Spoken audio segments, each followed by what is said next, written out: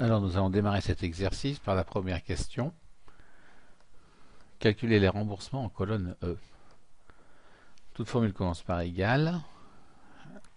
Le participant a fait 25 km pour aller se rendre au centre de formation. On multiplie par 2 pour faire un aller-retour. Et on multiplie par 50 centimes. On prend la cellule qui contient 50 centimes. Dans cette formule, lorsqu'on la recopiera vers le bas, il faut que la cellule E12 qui est ici reste fixée sur E12. Il ne faut pas qu'elle descende en bas, en E13, puis en E14, etc. Pour cela, on va fixer le 12. Excel a comme moyen pour fixer un numéro de ligne de mettre un dollar devant. Je valide la formule. Voilà, j'ai un problème de format manifestement. Enfin, c'est pas tant un problème, mais le format a été mis automatiquement, puisque Excel a détecté qu'on a multiplié une valeur sans unité avec une valeur avec l'unité euro. Je recopie ensuite la formule vers le bas. Je sélectionne donc la cellule. En me mettant en bas à droite, j'ai une croix noire. Je clique dessus, je recopie. Notez que je pourrais plus rapidement, avec la croix noire, faire un double clic, et ce qui recopie automatiquement vers le bas. Question 2. La somme des kilomètres parcourus à l'aller pour le trajet entreprise. Voilà, donc c'est cette somme-là qu'il va falloir calculer. Alors je me sélectionne la cellule portant le résultat. Je clique sur somme. Excel ici n'arrive pas à me proposer une plage. C'est à moi de la choisir avec la souris. Je sélectionne et je valide ici en cliquant ou équivalent en faisant la touche entrée au clavier. Maintenant, la moyenne des kilomètres parcourus à l'aller pour le centre de formation. Donc c'est la moyenne de ça. Notez qu'en bas de l'écran, vous avez la valeur qu'on va trouver. Encore, je sélectionne la cellule portant le résultat. À côté du symbole somme, j'ai une liste de fonctions dont la moyenne. Je clique dessus. Excel me propose ça, ce qui n'est pas pertinent. À moi d'aller sélectionner à la souris la bonne plage, c'est-à-dire celle-là. Et je valide avec la coche. Le montant maintenant du plus grand remboursement accordé à un employé. Autrement dit, la valeur maximale qui est là-dedans. C'est clair qu'on voit que c'est la valeur 37, mais imaginez qu'il y ait une quinzaine de lignes. On ne le repérerait pas aussi rapidement. Je me mets au niveau du résultat. À côté de somme, je choisis la fonction max. La proposition d'Excel n'est pas pertinente. Je choisis moi-même avec la souris et je valide. La somme des kilomètres parcourus au centre de formation, c'est la somme de ça. Mais aller-retour, il faudra donc la multiplier par 2. Je me mets au niveau du résultat, la fonction somme, la sélection des kilomètres concernés, et je multiplie par 2. Je clique dans la barre de formule qui est en haut, et je multiplie avec l'étoile, qui est le symbole de la multiplication, par 2. Et je valide avec la touche entrée au clavier. Maintenant, le plus petit trajet. La fonction de minimum est ici. Parcouru par un salarié pour aller à son entreprise. Donc la plage, c'est ça. La valeur va être 12,5. Minimum de D2, D5. Je valide. Et voilà. Bon, toutes ces valeurs-là, je vais les mettre avec 2 chiffres après la virgule. Je vais ici, je choisis le format nombre, qui est un format ayant 2 chiffres. Je fais pareil avec celui-là. Nombre. Je pourrais aussi sélectionner la cellule et ajouter des décimales ici. C'est une autre façon. Voilà. Bon, je continue. Question 7. Calculer en colonne F le coût en euros du gazole. Autrement dit, combien coûte l'essence pour faire ce trajet aller-retour? Toute formule commence par égal. La valeur du trajet que je multiplie par 2 pour avoir le kilométrage en aller-retour. Je multiplie par le prix, par la consommation qui est ici, 6 litres au 100. Là encore, dans cette formule qui est là-haut, il faudra mettre un dollar devant le 31 pour que quand je recopie la formule vers le bas, la cellule F31 reste bien sur la ligne 31. Je divise par 100, c'est 6 litres au 100, et je multiplie par le prix d'un litre, c'est-à-dire par la formule, par la cellule F32 qui contient le prix, c'est-à-dire 1,10 €. Là encore, cette cellule, je dois la figer en prévention de la recopie de la cellule vers le bas. Je valide par entrée. Je trouve 3,30 €. Un double clic pour faire tomber la formule, pour la recopier vers le bas. Colonne U, G, question 8. Mettre en place une formule qui indique oui s'il y a un remboursement.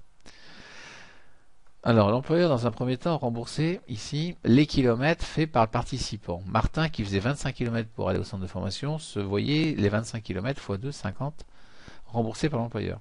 Finalement, l'employeur décide de faire des économies et considère que Martin fait uniquement 5 km de plus que d'habitude. Donc, dans ce cas, va le rembourser, certes. Tandis que dans le cas de Durand, qui en fait moins que d'habitude, qui est de 10,5 au lieu de 12,5, eh bien, il ne sera pas remboursé. Donc ici, on doit mettre en place la mention oui ou non, suivant que le remboursement se fera ou pas. Alors, je me positionne au niveau de la première cellule. Je vais utiliser la fonction si. Je vais la chercher avec la fx. Il se trouve qu'elle fait partie des dernières utilisées. Parce qu'elle est ici. Si ce n'était pas le cas, j'irai la chercher dans la liste de toutes les fonctions. Donc, je la choisis dans les dernières utilisées. Je fais OK. Alors, cet écran, on peut le bouger en cliquant, glissant la barre bleue.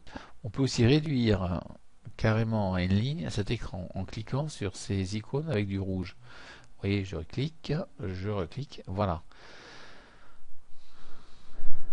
Alors, quand est-ce qu'il y aura remboursement? Ça va dépendre du test suivant. Est-ce que cette cellule est supérieure? Ça se fait au clavier, c'est en bas à gauche, vers la touche contrôle, le signe supérieur. Est-ce que cette cellule est supérieure à celle-là? Autrement dit, est-ce que le trajet pour aller en formation est supérieur au trajet pour aller en entreprise? Si c'est le cas, eh bien oui, il y aura remboursement. Sachez que quand on met un message type texte dans un si, il faut qu'il soit entre guillemets. Voilà. Zut, hop. Voilà, la correction est faite. Si ce n'est pas le cas, valeur si c'est faux. Autrement dit, valeur si le test est faux. Eh bien, ce n'est pas la peine d'écrire le test inverse. Lorsque le test est faux, c'est-à-dire que C2 est inférieur ou égal à D2, et dans ce cas, il n'y a pas de remboursement et on écrit non. Notez que la valeur vraie qui est ici traduit le fait que cette formule, lorsqu'elle est écrite au niveau de cette ligne, pour Martin, le test C2 supérieur à D2 est effectivement vrai. Ici, vous avez le résultat de la formule. Donc, pour cette ligne, on va trouver oui. Voilà, je valide, je clique et recopie vers le bas. Alors, vous voyez bien que c'est très dynamique. Si Durand, au lieu de faire 10,5, c'est en faire moins que d'habitude, en faisait beaucoup plus comme 100, vous allez voir que dès que je vais faire entrer, le non qui est ici va passer à oui. Voilà, ça marche très bien. Je fais une marche arrière. Maintenant, on va détailler le montant du remboursement. Encore une fois, j'invoque la fonction si. Elle fait partie des dernières utilisées. Je fais OK. Le test est toujours le même. Est-ce que cette cellule est supérieure à celle-là? Alors, dans ce cas, on a fait plus de kilomètres que d'habitude pour aller en formation. On va donc rembourser l'écart multiplié par 2 pour tenir compte du retour. Alors, comme il faut multiplier par 2 un écart, je vais calculer l'écart entre parenthèses. Je vais faire donc cette valeur pour aller en formation moins la valeur pour aller en entreprise habituellement, fois 2, parce qu'il y a un retour, multiplié par le montant du remboursement, c'est-à-dire par 0,50. Notez que cette formule va avoir pour vocation d'être recopiée vers le bas.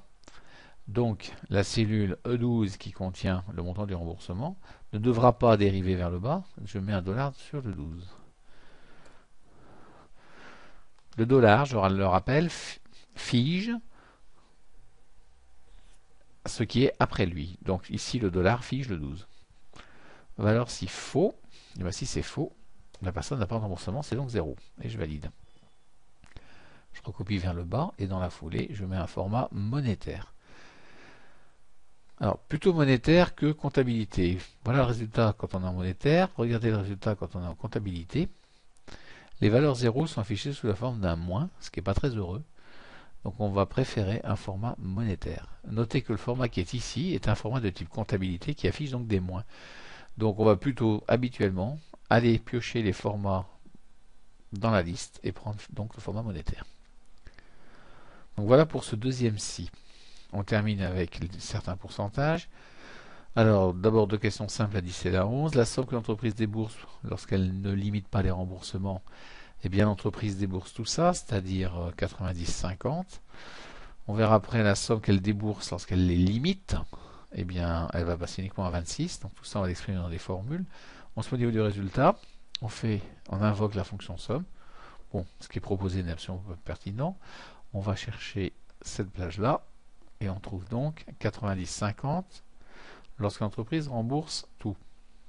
Maintenant, que fait l'entreprise lorsqu'elle rembourse de façon limitée? C'est donc cette cellule-là, pardon, cette plage-là, je valide, ça fait donc 26 euros.